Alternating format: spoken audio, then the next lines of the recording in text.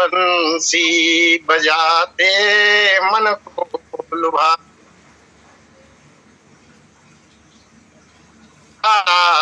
यही मैं अननाथ त्यागूं गोविंद दामोदर माधवेति याज्ञवल्क्य भरद्वाज मुनि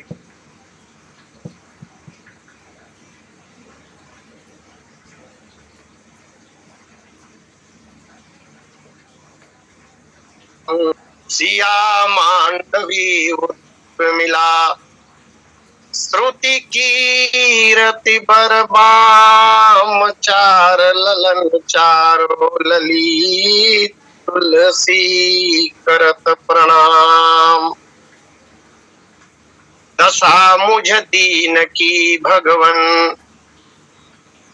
दशा मुझ दीन की भगवन संभालोगे तो क्या होगा अगर चरणों की सेवा में लगा लोगे तो क्या होगा नामी पातक की हूँ और नामी पाप हर तुम हो जो लज्जा दोनों नाम की बचा लोगे तो क्या होगा जिन्होंने तुमको करुणा कर पतित पावन बनाया है उन्हीं पतितों को तुम पावन बना लोगे तो क्या होगा यहाँ सब मुझसे कहते हैं यहाँ सब मुझसे कहते हैं तू मेरा है मैं किसका हूँ ये झगड़ा तुम मिटा दोगे तो क्या होगा अजामिल गीध गनिका जिस दया गंगा में तरते हैं उसी में बिंदु सा पापी मिला लोगे तो क्या होगा दशा मुझ दीन की भगवन संभालोगे तो क्या होगा अगर चरणों की सेवा में लगा लोगे तो क्या होगा प्रभु अवतार कथा पुनि गाई तब शिशु चरित कह सिमन लाई अनशन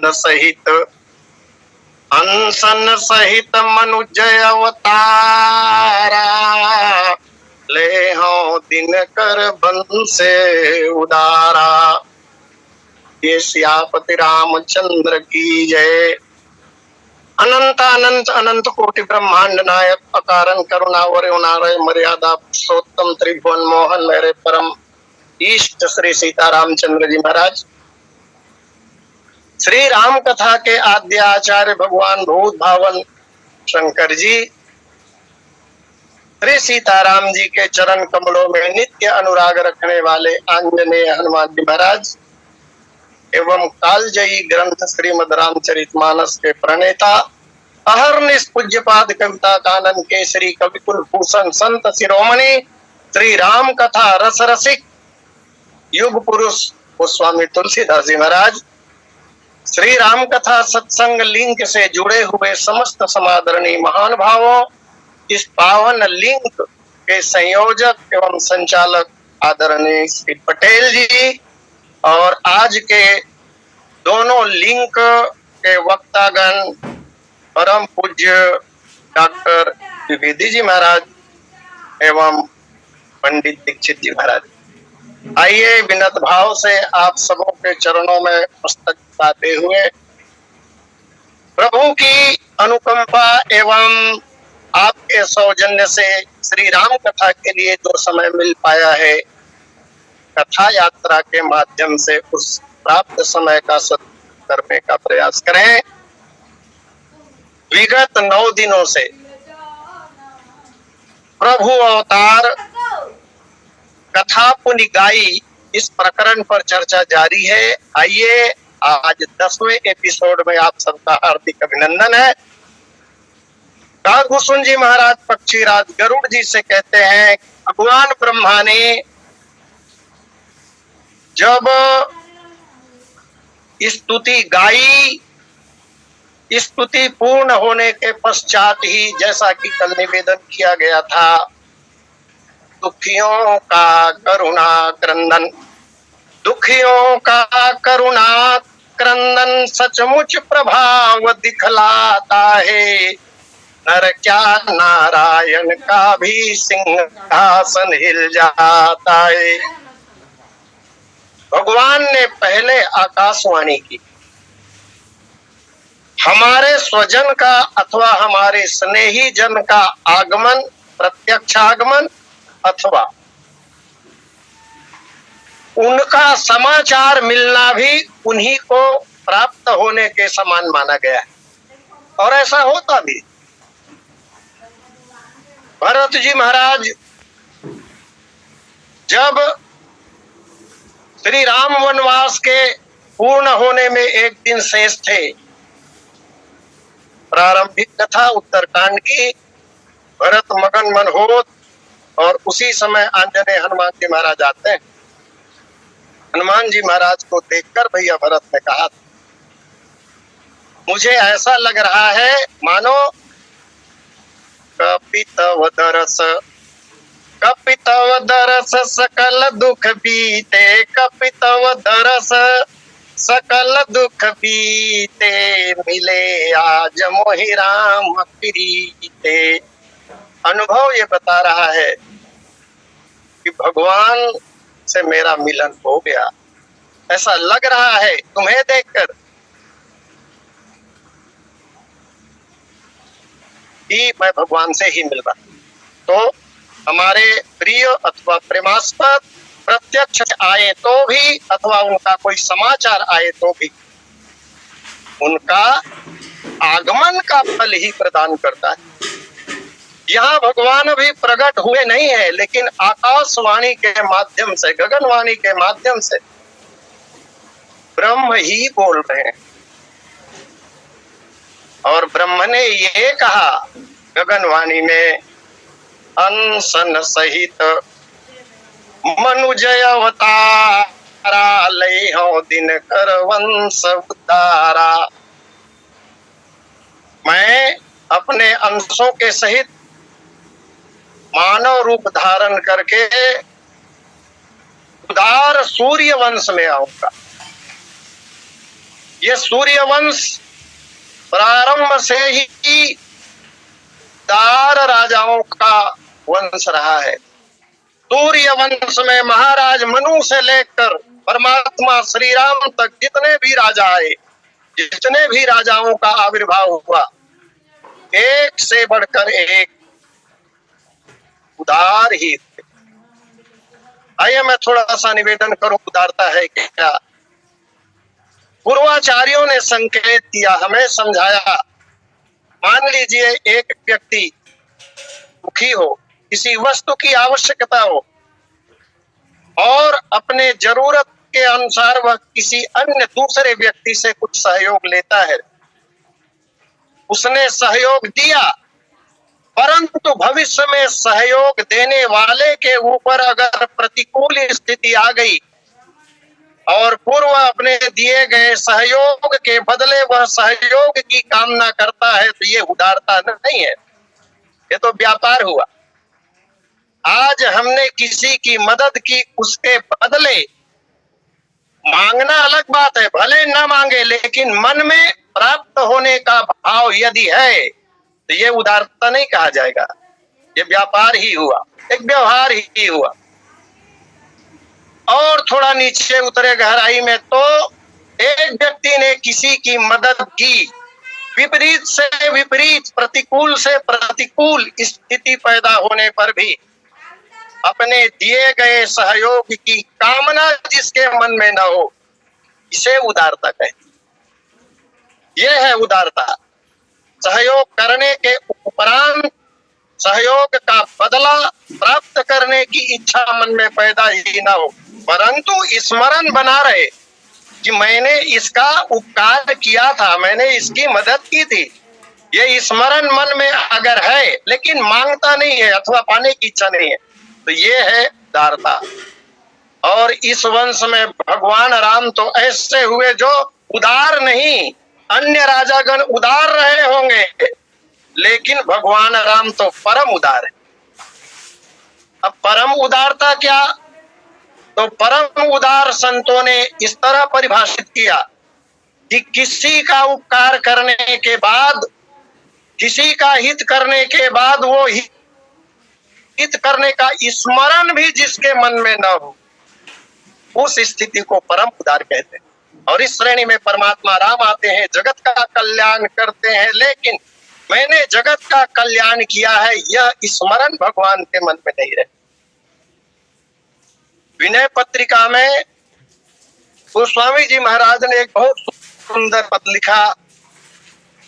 स्पष्ट करना चाहते हैं गोस्वामी जी महाराज कि भगवान श्री राम परम उदार हैं।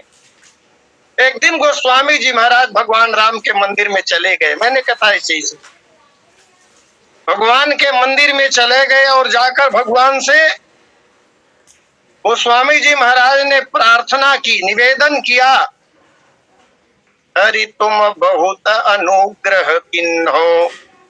हे भगवान, आपने मेरे ऊपर बहुत अनुग्रह की है, बहुत कृपा की है भगवान। क्या क्या कृपा? गोस्वामी जी महाराज सारी कृपा गिना रहे हैं। साधन धाम विबुध दुर्लभ तनु मोहि कृपा करि दीन्हो। देवताओं के लिए भी दुर्लभ साधन का धाम ये मानव शरीर आपने मुझे दिया है। और इस पर तो बहुत बातें हो चुकी है इस लिंक के माध्यम से। बड़े भाग मानुष तन पावा, सुर दुर्लभ सब ग्रंथन गावा, साधन धाम मोक्ष कर द्वारा, पाई न जही परलोक सवारा। ऐसा मानव शरीर आपने अनुग्रह करके दिया है, भगवान कृपा करके दिया है। आपने अभी तक मेरे ऊपर जो अनुग्रह किया है ना, उसका बखान कोटि हो मुख कही जात न प्रभु के, एक एक उपकार और तदपि नाथ कछु और मांगी हो, दीजय परम उदार। मेरा तो एक ही मुंह है भगवान, अगर करोड़ों मुंह से भी आपके उपकार का गायन किया जाए तो जब सारे वेद शास्त्र नेति नेति कहकर पुकारते हैं, गाया नहीं जा सकता। लेकिन मैं फिर मांगने के लिए आया हूं। इतनी कृपा आपने की है ना, उसके पश्चात भी मुझे और चाहिए। मैं मांगने के लिए ही आया हूं भगवान, और इसलिए मांगने के लिए आया हूं क्योंकि आप उदार नहीं है। उदार अगर होते तो जो आपने कृपा की उसका बदला चुकाना पड़ता। आप परम उदार हो, देते समय मांगने वाला जो मांगता है उससे आगे आप देते हो, लेकिन मैंने दिया यह भाव आपके स्मरण में रहता नहीं। और इसीलिए मैं मांगने के लिए आया हूं। हे देव, जगत में बड़े बड़े कार्य आपने किए हैं, बहुत कार्य आपने किए हैं, बड़े बड़े राक्षसों का संहार किया है, बड़े बड़े संकटों का समाधान आपने किया है, लेकिन एक बहुत छोटा सा काम बच गया है भगवान। उस छोटे से काम को आपने नहीं किया है। और छत्तीसगढ़ी के भाषा में अगर ये बात लगाओ ना, तो बड़े बड़े काम करे महाराज लेकिन गरी नहीं खेले।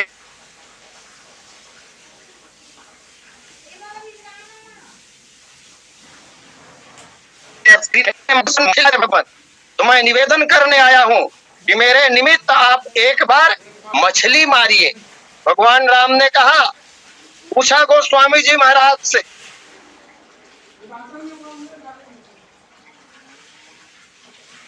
मारने के लिए तो मछली मारने के लिए तो बांस का डंडा चाहिए, फिर उसमें डोरी चाहिए और एक कांटा चाहिए जिसको गरी का कांटा कहते हैं, और उसके बाद उसमें गूंथने के लिए चारा चाहिए। ये सब कहां से आएगा? गोस्वामी जी ने बड़ा सुंदर उत्तर दिया, बोले भगवान ये सब आपके पास है। अच्छा, सब मेरे पास है, मुझे तो नहीं पता कि मेरे पास है। गोस्वामी जी ने कहा भगवान बताइए आपके पांव में अंकुश की रेखा है कि नहीं, अंकुश का चिन्ह है कि नहीं। भगवान के एक एक चरण में 24-24 रेखाएं हैं, जिसमें से एक रेखा जो है वो अंकुश का है। तो जब आपके चरण में अंकुश का चिन्ह है भगवान, उसी में से छोटा सा लोहा तोड़ डालिए और उससे कांटा बना लीजिए। विषय पारी मन मीन भिन्न नहीं, होत कबहु पल एक, ताते सह विपत्ति अति दारुण, जन्मत जोनि अनेक। ये विषय वासना जो है यही जल है भगवान, और विषय वासना रूपी जल में, सागर में अथवा नदी में, तालाब में मेरा मन रूपी मछली तैर रहा है, मन रूपी मछली। और मेरे मन रूपी मछली को बेधने के लिए, मारने के लिए रस्सी की जरूरत होगी ना, डंडे में लगाने के लिए, वो आपके पास है। क्या है वो? तो बोले कृपा कोरी पनसी पद अंकुश, कृपा की डोरी आपके पास है, और अंकुश का कांटा आपके पास है, और परम प्रेम, आप प्राणियों से जो प्रेम करते हैं वही चारा है भगवान। तो परम प्रेम का चारा अंकुश रूपी कांटे में गूंथ दीजिए और कृपा की डोरी से बांध दीजिए, और इस प्रकार से यही विधि वेदि हरो मेरो दुख कौतुक राम तिहारो। इस प्रकार मेरे मन रूपी मछली का जो वासना की ओर भागता है उसको भेद दीजिए भगवान, क्योंकि आप परम उदार हैं। इस तरह गोस्वामी जी महाराज ने विनय पत्रिका में कहा है। तो सूर्य वंश में सभी राजा उदार प्रकट हुए हैं, भगवान श्री राम परम उदार हैं, और उसी बात को ब्रह्मवाणी के द्वारा भगवान कह रहे हैं कि अनशन सहित मनुजय अवतारा, ले हम दिनकर वंश उदारा। उदार सूर्य वंश में मैं आऊंगा। कैसे आऊंगा? तो भगवान ने कहा कि मैं अपने अंशों के सहित आऊं, अंशों के साथ मैं प्रकट हो जाऊंगा। गोस्वामी जी महाराज ने संकेत किया है, जैसा कि स्तुति में हमने पाया, भगवान ब्रह्मा बोल रहे थे, वो द्विजहितकारी जय असुरारी प्रिय कंता। वो द्विज हितकारी और उसके बाद जय असुरारी कहा। जय असुरारी, असुरों का संहार करने वाले। और इसी निवेदन को स्वीकार करते हुए ब्रह्मवाणी में भगवान ने कहा असुरों का संहार कैसे होगा? तो असुरों का संहार करने के लिए मैं अंशों के साथ आऊंगा। यहाँ पर गुरुआचार्यों का मत है, मानो ब्रह्मवाणी के माध्यम से भगवान कहना चाह रहे हैं कि मेरा जो अंश है, मेरा यह अंश जो शत्रुघ्न के रूप में आएगा, सबसे छोटे भाई के रूप में आएगा, ये और कोई नहीं। अपने असुरारी कहा ना, तो असुरों का वध करने के लिए चक्र सुदर्शन के रूप में मेरा छोटा भाई शत्रुघ्न ही आएगा, अथवा मेरा चक्र सुदर्शन ही शत्रुघ्न के रूप में प्रकट होगा। और इसी तरह भगवान राम जो उनके 3 शेष भाई हैं, ये सबके सब भगवान के अंश है। जब सारा जगत भगवान का अंश है, सारा जगत भगवान का अंश है, तो इनके चारों भाई क्या भगवान के अंश नहीं होंगे? कुछ लोग शंका कर सकते हैं, ये शंख चक्र गदा पद्म को भी अंश कहा जा रहा है। भाई हाँ, ये भी भगवान के ही अंश हैं, क्योंकि जैसे भगवान चिदानंदमय देह तुम्हारी ऐसे हैं भगवान, इसी तरह भगवान के वस्त्र, भगवान के अलंकरण, भगवान के आयुध ये निर्जीव नहीं है, ये सब चेतन है, ये सब दिव्य है। तभी तो भगवान की चरण पादुका बोलती है ना, भगवान की चरण पादुका बोलती है। किसके जूते चप्पल संसार में बोलते हैं? नहीं बोलते ना, केवल भगवान की खड़ाऊ बोल रहे हैं। मांगी मांगी आयस करत राज काज बहुभांति, इस तरह। और पुष्पक विमान को देखिए, भगवान की कृपा से, ये भी तो सूर्य वंश का ही है, जो महाराज कुबेर को दक्षिणा में दे दी गई थी। भगवान के सारे वस्त्र और भगवान के सारे अलंकरण बोलते हैं। तो जैसे भगवान दिव्य हैं, इसी तरह भगवान की सेवा में लगे हुए सारे पदार्थ दिव्य हुआ करते हैं, वो सब भगवान के अंश है। ब्रह्मा जी ने स्तुति करते हुए एक बात और कही थी, पालन सुर धरनी। और पालन सुर धरनी कहा था कि हे भगवान, आप देवता और पृथ्वी का पालन करते हैं। तो इसके उत्तर में आकाशवाणी में भगवान कह रहे हैं, देखिए पालन कौन करता है? तो पालन करने वाले देवता है विष्णु जी, पालन करता है विष्णु जी। तो इसके उत्तर में कह रहे हैं कि विष्णु जी भी आएंगे देह धारण करके। अब विष्णु जी हैं कौन? तो नामकरण प्रकरण में जब गुरुदेव वशिष्ठ चारों बालकों का नामकरण कर रहे थे, उस समय गुरु जी ने कहा था, बोले विश्व भरन पोषण कर जोई, अवता कर नाम भरत सहोई। सारे सृष्टि का पालन पोषण करने वाले जो विष्णु हैं, वही मेरे अंश भरत के रूप में प्रकट होंगे। इस तरह भरत को अपना अंश भगवान ने सिद्ध किया। और मुख्य रूप से तो ये तीनों देव जो हैं वो भगवान के ही अंश हैं। प्रगट ही जासु, बहुत मधुर चौपाई है मानस जी की, प्रगट ही जासु पज ही जासु अंसते नाना, विष्णु बिरंची शंभु भगवाना। ये सब भगवान के अंश हैं और इन्हीं अंशों के साथ मैं अवतार लेकर आऊंगा।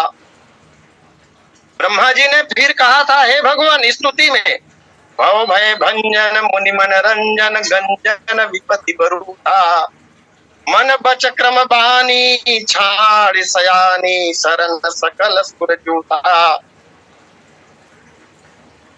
तो अवतार लेकर आप चरित्र करते हैं, और अब भी भगवान अवतार लेकर आइए और उस अवतार चरित्र को सुनकर हम भव सागर से पार हो जाए।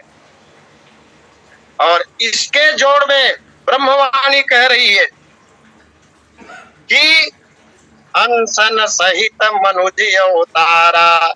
एक अंश कौन? तो बोले लक्ष्मण। भगवान विष्णु जब श्री राम बनकर आएंगे तो भगवान विष्णु की सैया, जिसे सहसानन अथवा शेषनाग कहा जाता है, ये शेषनाग ही कुमार लक्ष्मण बनकर आएंगे।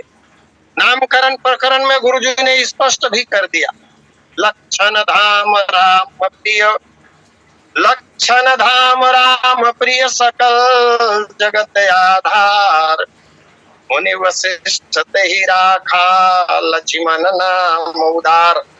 लक्ष्मण शेष के अवतार है। शेष के सिर के ऊपर ही यह धरती स्थापित है। वही आधार, जगत का आधार कुमार लक्ष्मण के रूप में प्रकट होते हैं। इसकी सूचना भगवान ब्रह्मवाणी के द्वारा दे रहे हैं। अंसन सहित मनुजय अवतारा, लइहो दिनकर वंश उदारा। महाराज मनु और महारानी शत्रुपा ने जब तपस्या की थी, तो उस तपस्या में भगवान का स्वरूप मैं निवेदन करूं, पूरय अभिलाष निरंतर होई, देखिए नयन परम प्रभु सोई, तो शंभु बिरंची विष्णु भगवाना, जही जासु वंशते नाना। अब ये तीनों देवता जो है वो भी अंश के रूप में, भाइयों के रूप में प्रकट हो रहे हैं, ऐसा कहा जाता है और ग्रंथों में कई जगह पढ़ने को मिलता भी है। सबसे छोटा कुमार कनिष्ठ कुमार शत्रुघ्न जो है वो ब्रह्मा जी के अवतार,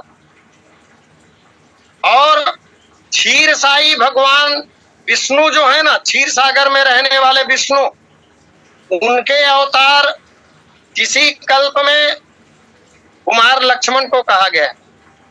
वैकुंठ में निवास करने वाले वैकुंठाधिपति जो भगवान श्रीमन नारायण है, भगवान विष्णु है, वो भरत बनकर आए।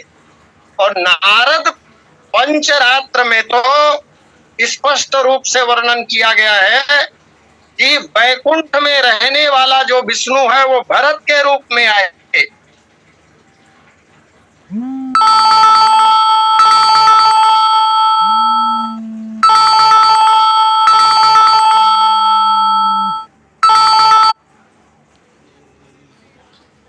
के लिए अवतीर्ण होते हैं। नारद पांचरात्र का वह मधुर श्लोक, वैकुंठे सस्तु भरत, वैकुंठवासी नारायण भरत, क्षीराब्धी सस्तु लक्ष्मण, क्षीर सागर में निवास करने वाला क्षीराब्धशाही नारायण लक्ष्मण बने। शत्रुघ्नश्च स्वयं भूमा, श्वेत द्वीप में निवास करने वाले विष्णु शत्रुघ्न बने। राम सेवार्थ मागता, क्यों बने? तो कारण स्पष्ट किया जा रहा है, भगवान राम की सेवा के निमित्त बने। और वाराह पुराण में तो और गजब कर दिया वेद व्यास जी महाराज। वाराह पुराण में शंख चक्र गदा पद्म जो भगवान के आयुध है, ये ही राम लक्ष्मण और भरत शत्रुघ्न बन करके आ रहे। आचार्यों ने यह भी कहा कि साकेतवासी प्रभु के अंश भरत जी, लक्ष्मण जी और शत्रुघ्न जी हैं। उन्हीं भाइयों सहित प्रभु अवतार लेकर के आते हैं। और जब भगवान स्वयं अवतार लेते हैं, वही बातें हैं थोड़े हेर फेर के साथ। वो क्षीर सागर निवासी विष्णु लक्ष्मण, वैकुंठवासी भरत, श्वेत द्वीप निवासी विष्णु शत्रुघ्न, जिसकी चर्चा हो चुकी। पद्म पुराण में जो विवरण दिया गया है उसके अनुसार विष्णु राम बनते हैं और शेषनाग जो है वो लक्ष्मण बनते हैं। गजब हो गया। भगवान विष्णु के जो शंख है वो भरत बनते हैं और भगवान का एक आयुध जिसका नाम चक्र है वो शत्रुघ्न बनते हैं। इस तरह अंशन सहित, अंशों के साथ मैं अवतार लूंगा। अंशों का एक भाव किसी आचार्य ने और बड़ा सुंदर लिखा है। अंशन सहित का भाव ब्रह्मवाणी में ईश्वर कह रहे हैं, भगवान कह रहे हैं कि मैं अर्थात तुरीयावस्था का विभु, माने तुरीय अवस्था जो है वो राम है। ज्ञान दीपक प्रसंग में इसकी विशद चर्चा आती है। तुरीयावस्था का जो विभु अर्थात स्वामी है वो बनते हैं राम, और उनका अंश जागृत अवस्था, स्वप्न और सुषुप्त, ये तीन अवस्थाओं के जो विभु हैं उनके साथ मैं अवतार लेकर आऊंगा। इसका तात्पर्य यह हुआ कि तुरीयावस्था, जागृत अवस्था, स्वप्नावस्था और सुषुप्ति अवस्था, इन चारों अवस्थाओं के विभु ही श्री राम, लक्ष्मण, भरत और शत्रुघ्न के रूप में अवतरित होते हैं। परंतु श्री मानस जी में मुख्य रूप से परात्पर परम ब्रह्म का ही राम बनना स्पष्ट रूप से प्राप्त होता है। पार ब्रह्म परमात्मा ही राम बनकर आए और उन्हीं का चरित्र विस्तार पूर्वक गाया गया है। लेकिन पुनः निवेदन करूं, रामावतार के लिए राम जन्म के हेतु अनेका, परम विचित्र एक ते एका, उस प्रकरण में वैकुंठवासी और क्षीरसाई भगवान को भी श्राप का मिलना कहा गया है। जैसा कि इसकी चर्चा पिछली कथा प्रसंगों में हो चुका है। उन सापों के बहाने दिलाने अथवा दिए गए उन श्राप को सिद्ध करने के लिए भगवान का रामावतार होना पाया जाता है।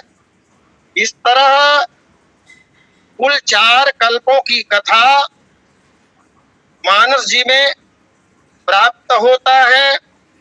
अन्य ग्रंथों से भी यह सिद्ध होता है।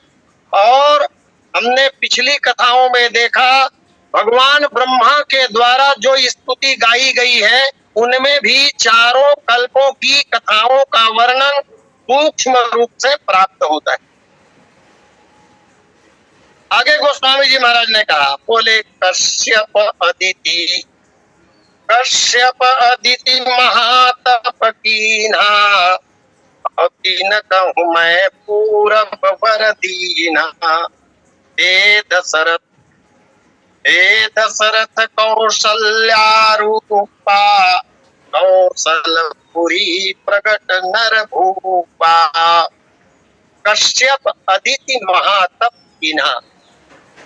कश्यप और अदिति ने, कश्यप जी महर्षि मरीच के पुत्र थे और कश्यप की अनेक पत्नियां थी, उनमें से अदिति जिनके पुत्रों को आदित्य कहा गया कालांतर में, इन दोनों ने, कश्यप और अदिति ने घोर तपस्या की थी। जैसा कि ब्रह्मवाणी में कहा जा रहा है, कश्यप अदिति महातप कीन्हा।